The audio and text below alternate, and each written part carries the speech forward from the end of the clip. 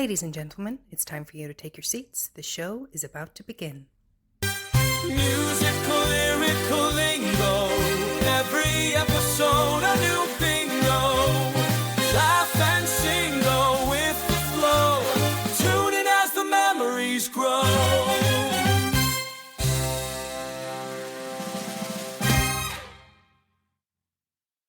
Hello and welcome to Musical Lyrical Lingo. We're your hosts, Tim And LJ. Today and every week we will be discussing musicals, but specifically what they taught us.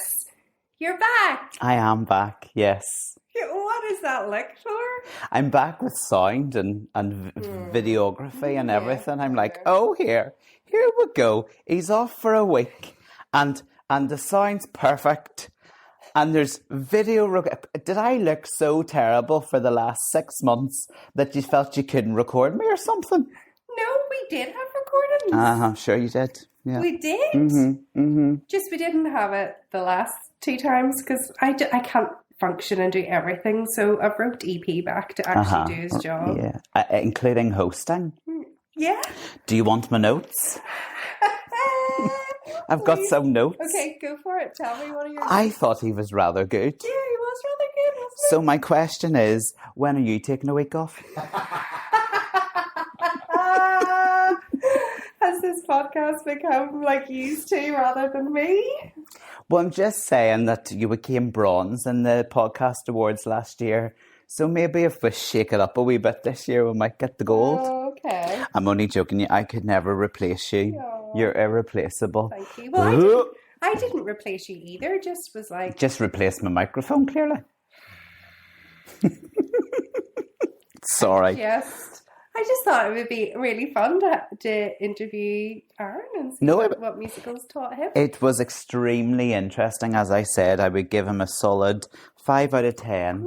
No, I'm joking. More than that. It's only because he's in the room. No, I'm joking. He was very good. You were very good. Thank you. Well done. That's nice. Was I all right? I'll give you your notes off camera. I always give personal notes. Personally, I don't give it in the room. Okay, with an because that's a wee bit unfair. Yeah. Okay. Do you know what I mean? I'll go to the person and give them their note. Anyway, no, I'm joking. You've still got the lurgy though. I know, I'm still a bit sick. And we're sitting very close because you've got a fancy new camera, as I've already mentioned. So we have to sit quite close together, don't we? Yeah, but it's okay. It's just like a little cough thing. Like, you're not going to get that. If I get the lurgy from you, I'm telling you, we'll all hear about it. I know we will. Now that my mic's on. I wonder how many... It's a bit like you and your documentaries. How many times can I get this into the podcast? Oh, do you know what? I think it'll be for years to come. Honestly, I'm going to feast on this bad boy. Anyway, we're back. How's life been apart from having the lurgs? Yeah, it's been good. Good. Yeah, it's been good apart from just being very sick. But I'm okay. Like, I'm fine. I soldier on. I just struggle through. Just one of those, brave soldiers. But what about life for you? You've been super busy. Yes, super busy. Are you glad for a wee bit of a break? It has been lovely. It's taken at least a week, to be honest. I'm still a bit busted. I don't know why. Like, I wasn't doing anything come production week, but I think it's just nervous energy and all the rest of it. And it's late nights as well, and then you're working. And yeah, and really late nights because, like, Les Mis is a really long show. Yeah. But can I just put it out there? Yeah. We didn't drag the backside out of it because our running times were the same as the West End running times. Well done. So we kept it snappy as we can keep a Les Mis. Do you know what I mean? Yeah, because it is long. Yeah, but yeah, no, it was a fantastic week. Both casts were incredible and the audiences really enjoyed it. And the feedback's been lovely. But, I mean, you've had a wee bit of scandal with people, like, selling fake tickets and all. I know, like, it is quite ridiculous. Isn't that crazy? Yeah, so there was a few scams, because obviously it was sold out the whole week. And there was a few scams going out there, apparently, of people setting up competitions to win tickets and all the rest of it, and it wasn't a thing. So, yeah. That is mental. It is a bit ridiculous. Like, people need to catch themselves on, like. That's kind of cool. Kind of cool that you're involved. Is it? I think it is. I don't know. But yeah, so anyway, that's it. Job done. No more shows for at least a year. Really? I think so. I don't know if I'm done. Yeah, okay, that's interesting. I thought I was done. And I don't know. I think, yeah. Just see what comes along. See what comes along. Yeah, that's nice to kind of still have those options, though, isn't it?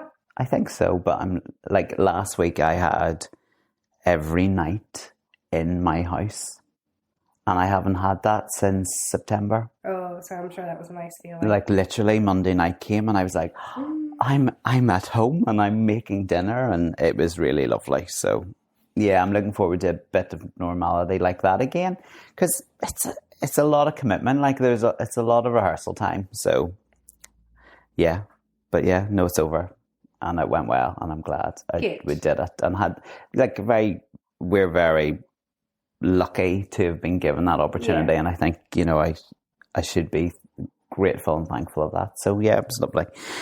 But let's move on to some more musical theatre that doesn't involve Les Mis. Thank you. I don't want to hear, honest to goodness, I don't want to hear the soundtrack or anything to do with Les Mis ever again. Okay, it's done.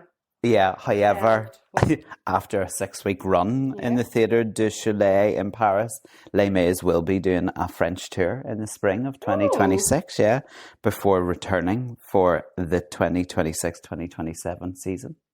Interesting. So, yeah, clearly the French have been bitten by the bug again, because it hasn't been in France for quite a long time. It's all part of this, like, anniversary. I would say probably is, yeah. But yeah, so that's the last we'll talk of. Okay. Well, what other theatre news have you got for Well, us? I don't know if you saw, like, I don't know if I can share this or not, because neither of them have posted this news on their own social media accounts, but everywhere is posting about it at the moment. Even Noblezada and Reeves Carney.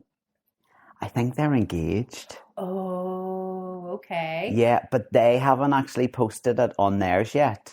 But the whole Hadestown world and like Hadestown actual social media account and lots of other like fan accounts are congratulating them on their engagement. And it seems that they were obviously both in London because they've just done the pro shot, haven't they, of Hadestown, which will be amazing. I'm so excited. I can't wait for it to come out.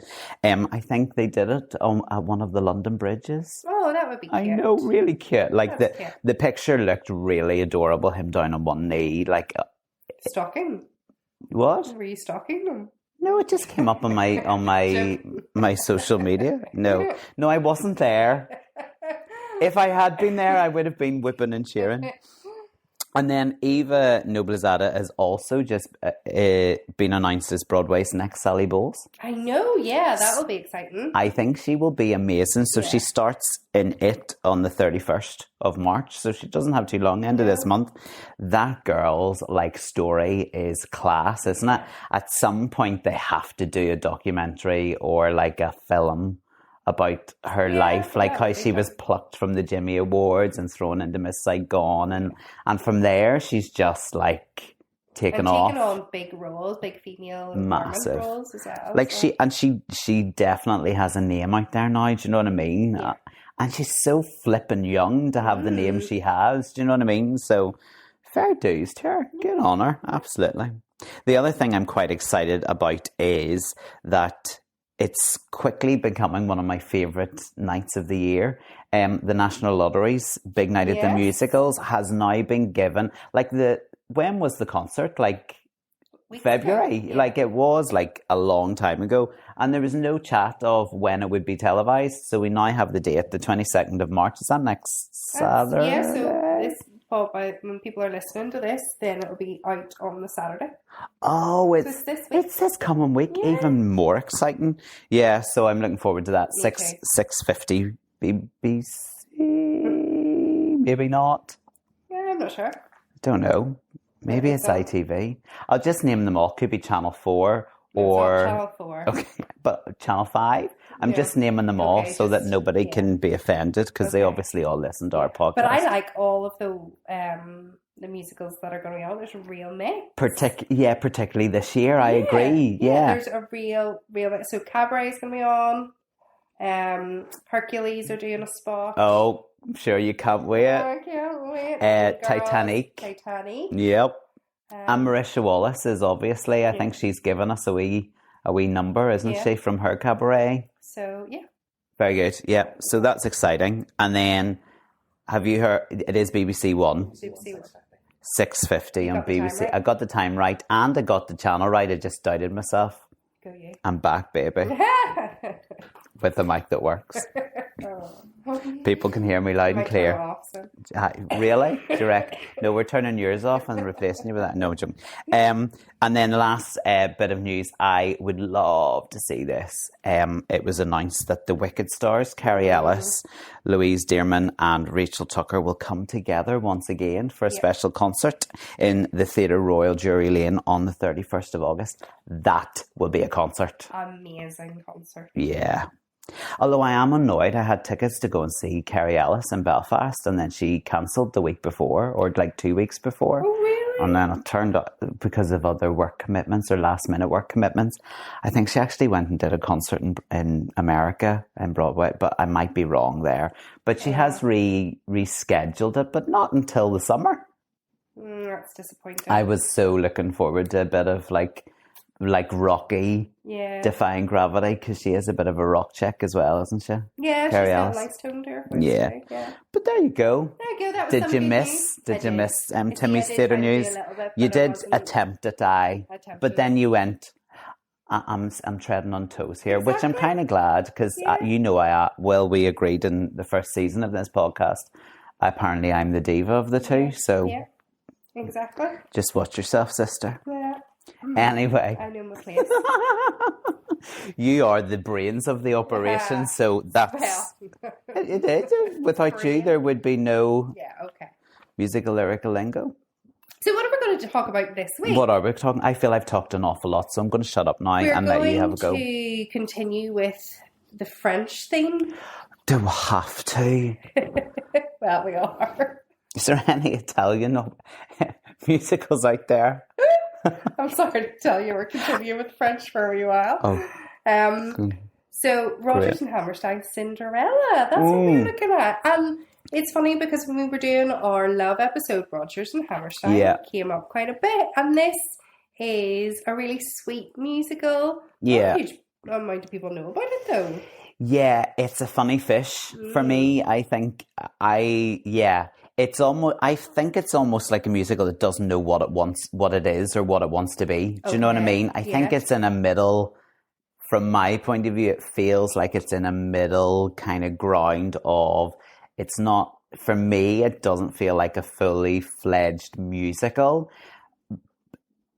but it's not a fully fledged pantomime. It's kind of somewhere in the middle, which I then think jars with some people or confuses other people. Do you know what I mean? Do you think that's because of its conception and how it was Probably. created? Yeah, and when I did research, because I have choreographed Rodgers and Hammerstein, Cinderella, and I thought the same at the time. I was like, there's something amiss in this show. Like, I don't know what it is. And then when I was doing research for this podcast, when we talk about the background, I went, oh, right, maybe that's why it feels the way it does. But that's also only my opinion. Why are you playing with your microphone?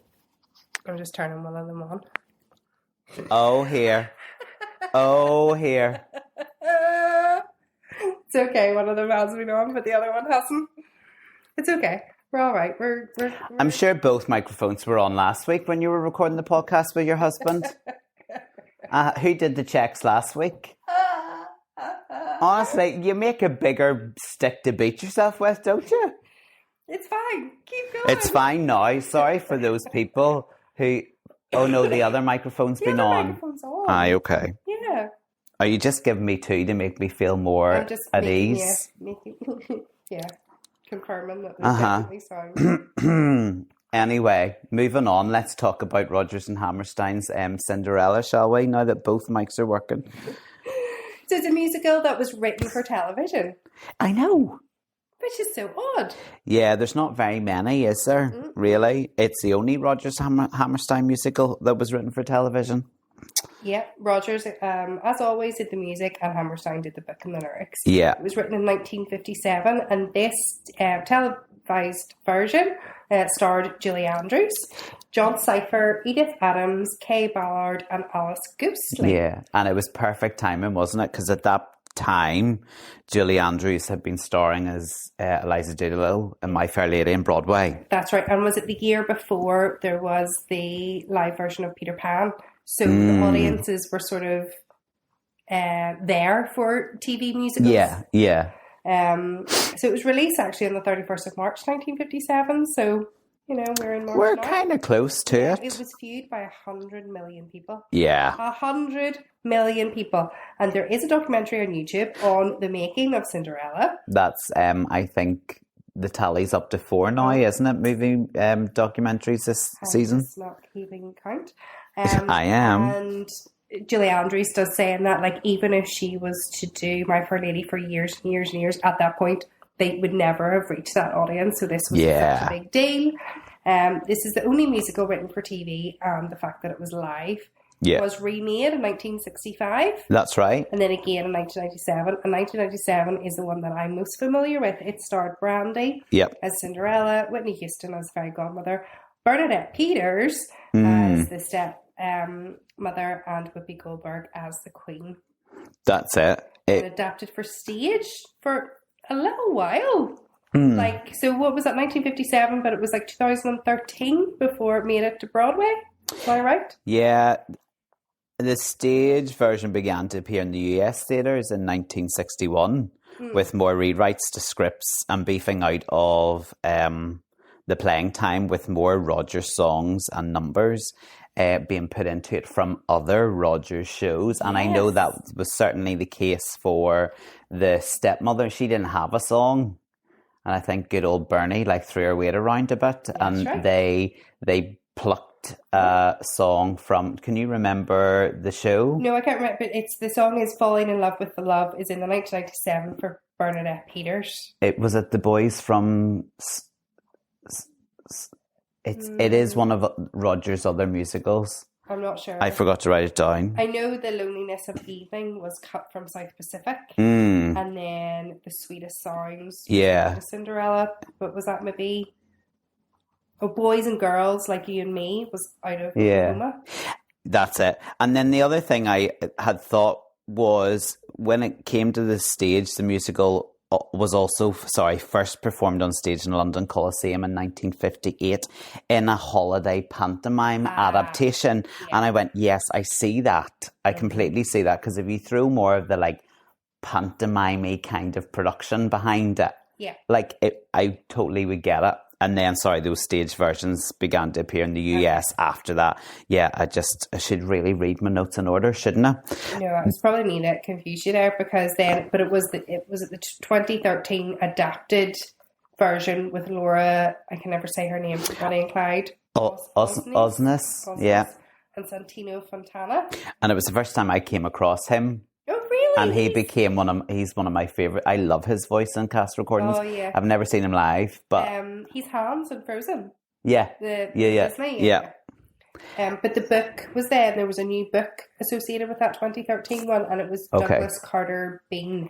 That's right. His Sister Act. Yeah, and it ran for 770 performances and was nominated for 9 Tony Awards. That's quite a lot. Yeah, no, 1,000%. The 1997 version with Brandy and Whitney Houston, originally Whitney Houston had hoped to play Cinderella, but then I think there was like a delay to signing on to agreeing to do it. And she then realised that maybe that time had passed. Mm-hmm. But how great that she was involved. And actually she is class as the fairy godmother, or Marie, as they call her in the show. It was given a budget of $12 million, making it one of the most expensive TV musicals ever made to this day. Yeah, I love it, honestly. My sister and I watched it inside out. And that was the first time that I knew that there was a Rodgers and Hammerstein musical. I wasn't aware of Julie Andrews, even though obviously I was aware of Julie Andrews.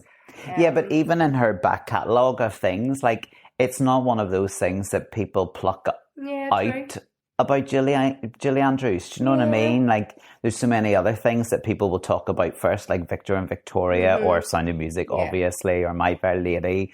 Do you know what I mean? Or Mary Poppins. They don't Yeah, they true. don't mention, you know, the Cinderella. Obviously, you said that there's a link to France. Ugh. So in case anybody doesn't know, although there was this one of your musical lyrical lingos? No. It's based on, obviously, the fairy tale Cinderella, particularly the French version, The Little Glass Slipper by Charles Perrault. I'm not sure about it, but I just knew it was a French. Well, there you go. That's where the French comes in. Oui. Rodgers and Hammerstein were actually given creative control over this Cinderella, you know, so whenever the idea was given to them, and they were so excited to work with Julie Andrews, but this is the only musical where they actually weren't writing the music and the lyrics in the same room. Oh. They were writing it separate, and that there's letters that you can see. It's in that documentary, and it will like give a little bit of an insight into their creative. And was there a reason why they weren't together? Well, it was in Australia. Just projects had them in different places. Yeah. Interesting. Yeah. I would think that for like a songwriting team, that must be really difficult not being together. Maybe for your first, but maybe, because they knew each other quite well, didn't they? Yeah, fair enough. Did you know maybe they were just sick of each other at that point, and they were like, do you know what it is? We'll just do this separately. Yeah. Like, you do the lyrics in your house, I'll do the music in mine. Imagine if we like subdivided our podcast. I might tell you what it is.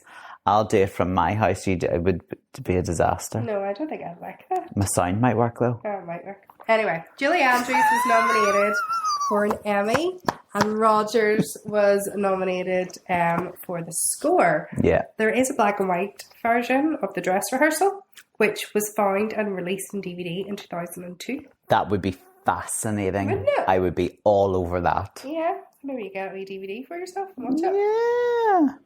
Anyway, what about musical? What a bizarre thing to release, though. Why would you release a black and white dress rehearsal of that? Stay with us. We'll be right back. Love the catchy tunes and insightful discussions on musical lyrical lingo? Why would you not? Now you can reap your fandom. Ooh, we've got fans. And show off your love of all things musical theatre with our exclusive merchandise. Ooh. From comfy tees, t-shirts, mugs to stylish tote bags, we have something for every fan. Our designs are inspired by the show's iconic themes. Because we are so iconic. And featured playful quotes, alpha, and graphics that will have you humming along. I will never work again. Wherever you go. So head over to our merch store now and start shopping. Spend your money, people. And don't forget to share your pics on our social media using #podcast musical lyrical lingo merch. We love to see our fans rocking our gear. Yes, we do. Happy shopping. I don't know. Maybe like interesting. She didn't have to do that with the live rent because your man broke his leg. That's right. So they had to release the dress rehearsal. I mean, I have such love for Rent, but they should never have done that. They should never have released that dress rehearsal. It was very clearly a dress rehearsal, and let me tell you, I've sat through many of them that have been just as... I know, but the man broke his leg. They couldn't do Rent live because... I know, but like, you just go... Live. Due to unseen circumstances, this evening's performance, this evening's telecast has been cancelled. I don't think that would. Do you need to give a cough? No, I'm good. You're all right. You're doing very well holding it in. I know you were giving your orders before the recording. Clear instructions: do not cough. So right, let's move on to our musical lyrical lingoing. So in Prince Ball, it says, "And me, I'm in a pink brocade." BROCADE, which is a rich decorative fabric with raised patterns that often is woven with gold or silver thread. There you go. That's the most annoying song, you know. Because it's like, like it's like an earworm. The prince is giving a ball. The prince is giving a ball. Honestly, no, rings it, no. Maybe I just have trauma. Maybe that's what it is. I love where they're naming all the people's names. The prince's names. Like, the prince has about 72 names. It's so funny. And then they get to Herman and they go, Herman!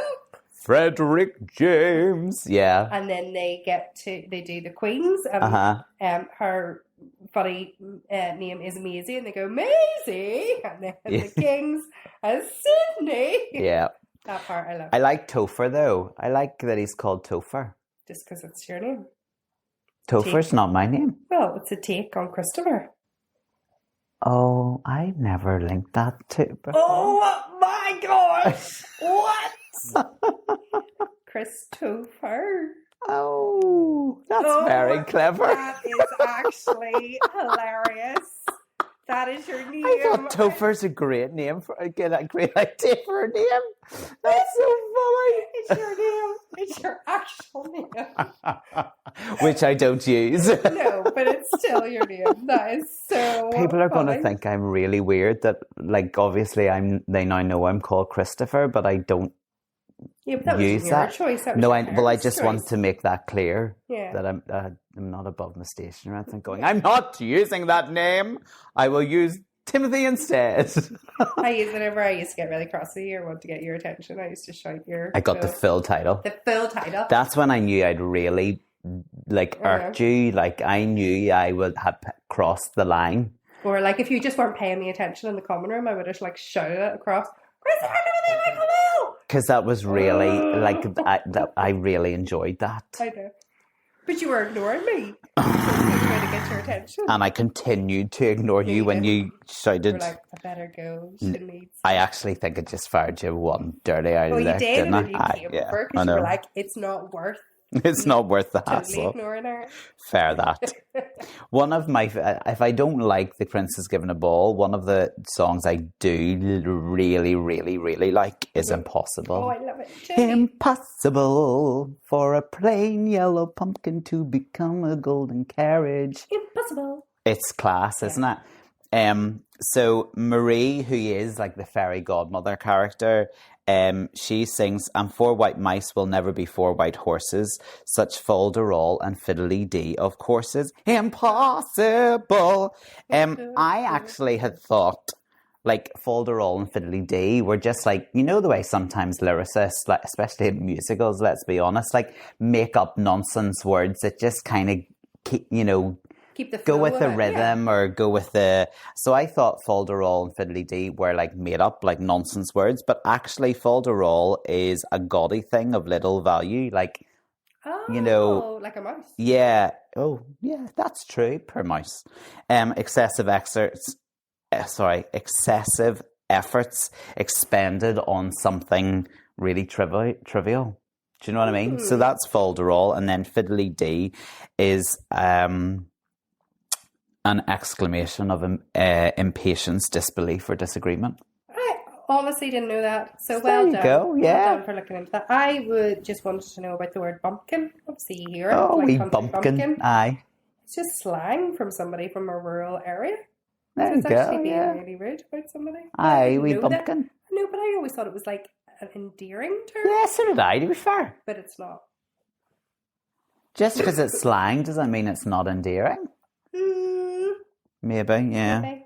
Okay. They also sing, and because these daft and dewy-eyed dopes keep building up impossible hopes, impossible things are happening every... It sometimes is easier just to sing the lyric, isn't it, than say it? Especially like those wee bits. Yeah. So dewy-eyed, Yeah.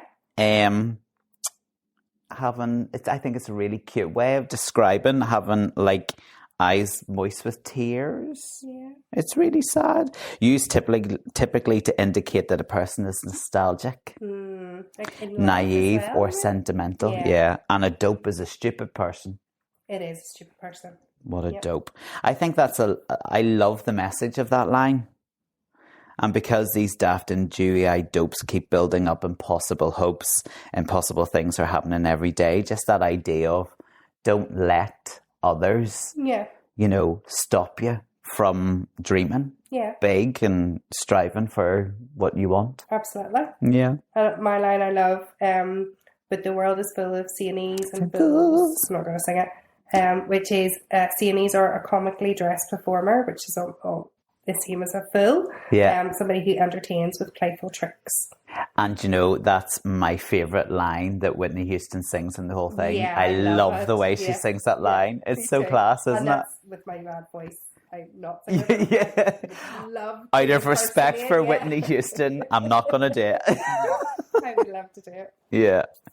Yeah, that's all I have for Impossible, but I do. And that is a real earworm of a song. Yeah, I agree. In there, and you can sing it like all day. Yeah, that's 1,000%. And I might come back to it in our stand ovations when we get to it. Yeah. But yeah. What else did you learn? Gavotte, A gavotte, yes. TTE, is a French dance and musical that originated in the 16th to 17th century. There you go. Didn't know that? I bet you did. I did, only because I'm a choreographer. Well, I know. And I've choreographed this show. Yeah. So let me tell you something.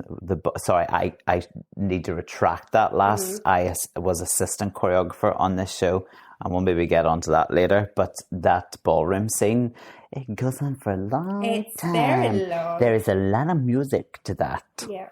But that's typical of that. One of the sections was a gavotte. Yeah. There we go. What else did you learn? Do you know, that was kind of it for, like, lyrically. Yeah. Obviously, like, Cinderella teaches, and particularly this one teaches you, you know, the power of kindness. 100%. And perseverance and hope. And kindness will be rewarded. Selfishness will not. Yes. You know, so I went really deep. In a lesser deep, I learned, having worked on the show, that it is possible to do costume changes on stage. Yeah, so like in the Impossible transformation, both Marie transforms from like a wee old haggy kind of character into fairy godmother, and then Cinderella also her, you know, work clothes are transformed into that was fun to tech. I'm sure it was. Oh, this show was really fun to tech. Diana musical style, where you just put your head in a cardboard cutout? No, we didn't quite go there. And then I also learned from this show that what they say about not working with kids and animals is 100% true, because we worked with Shetland ponies? 2 different types of animals. Okay. So we first of all had a box of rats. What? And they were kept in a perspex, like see-through box, so that obviously the audience could see them. Oh my, they freaked me out the whole week of the show. See, this is Catch, and I'm not coughing. The other animal that we did use was, I don't know if they were Shetland ponies or like they were small white horses. Okay.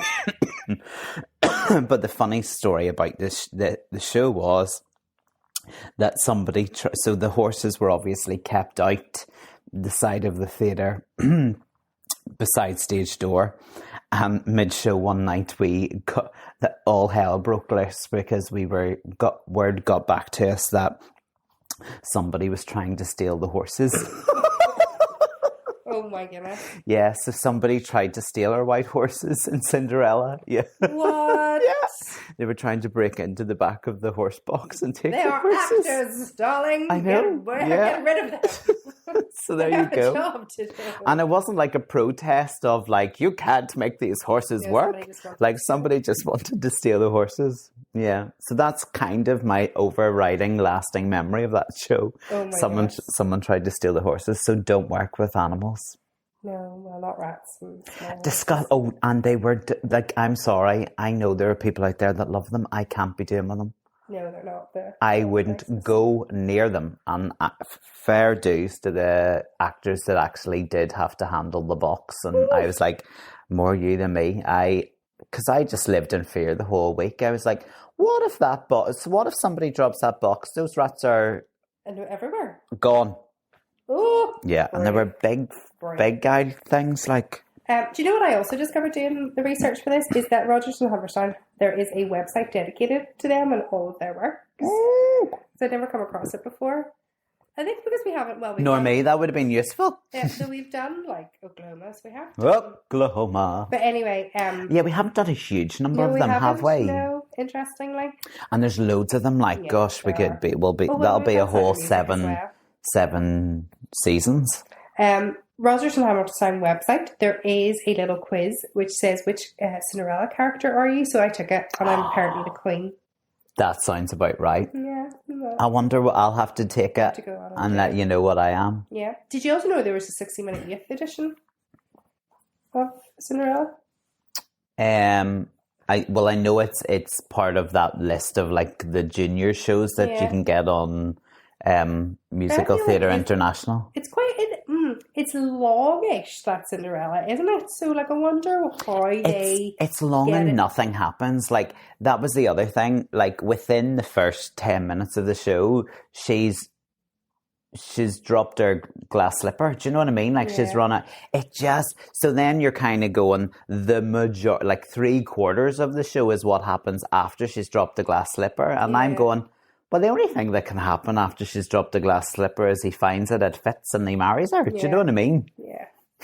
But then there's that whole scene where she's like saying to the stepsisters, like, what I imagine it would look like this. Yeah, so there is an elongated part of the story, which probably and a 42 minute ballroom scene and dance number. Yeah. What are your standing ovations for Cinderella? So my standing ovations are, in my opinion, I think, so you've got that number Impossible, then you've got the transformation scene where the carriage transforms, and then it ends with Possible, where it's like the same number, but they've flipped it, right?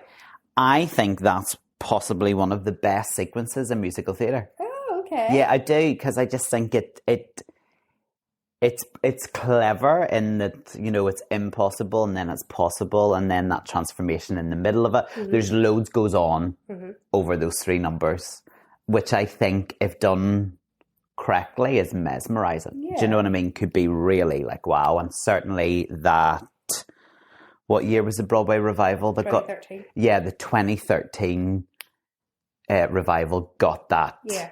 So right, like it was wowzer. Do you know what I mean? So I really like it. My other standing ovation is the Stepsisters Lament, because actually the show needs a few more of those kind of moments. Do you know what I mean? Where they just totally like rip Cinderella apart, or the girl that they saw at the ball, they don't realise it's Cinderella. No, that's but a great it's song. very funny and very witty. Yeah. And 2 good actresses, if they get their hands on that, and a good director and choreographer, that's really class. Yeah, true. I really like that. I also, my standing ovation is the simplicity of some of the lyrics. So, do I love you because you're beautiful, or are you beautiful because I love you? Yeah. Like, that's just beautiful.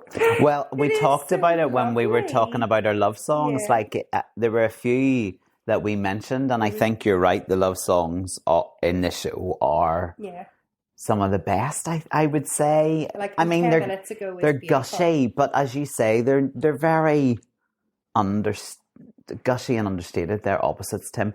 Do you know what I mean? They're a love song. Yeah, they're very clearly a love song, but the simplicity of them, as you say, is really, and I think that's why I didn't have a huge number of musical lyrical lingos to do with the lyrics, because the lyrics are self-explanatory. They are very simple in their nature, but they do the job. Like all of the songs are memorable, I think. Oh yeah, in Rodgers and Hammerstein. You hum them like 10 minutes ago. Impossible, My Own Little Corner. Yeah. Stepsister's Lament. Like all of them. The Prince is giving a ball. Herman Maisie. They all have little wee bits where you'll find yourself humming them. But yeah, I suppose the simplicity makes it that little like I don't know, like it's a feel good piece of theatre. It is. It makes you go, oh, that was lovely. Oh, if a little boring. But Cinderella's story is a little boring. Yeah. Yeah, but that's true. You're right. Yeah. I mean, I don't know. I was like, yeah. But it's not super exciting. I also think when I was involved in it, God bless the poor company, because the slot they got for the theatre was like early November or something. And like the actual pantomime season was knocking at the door. Do you know what I mean? So I think selling tickets was really difficult too, because why would any family come and see, you know, Rodgers and Hammerstein Cinderella when next week they can go to the pantomime or whatever? Do you know what I mean? Yeah, difficult. But it was one of the first experiences that I really, really, really, really got to know our good friend of the podcast, Jennifer Rooney. Yeah. Because Jennifer was choreographing this show, and then she had started the process, and then she got the Once gig in London, and she's been on the pod talking about Once and all the rest of it. So that's when I came on board, because she was in London working on Once. I was in Belfast. Yeah. Now working on Cinderella, but obviously she'd been employed to choreograph the show. So it was in the days where, like, we didn't have all these Zoom calls and things that we have now. It was the early days of Skype. Yeah.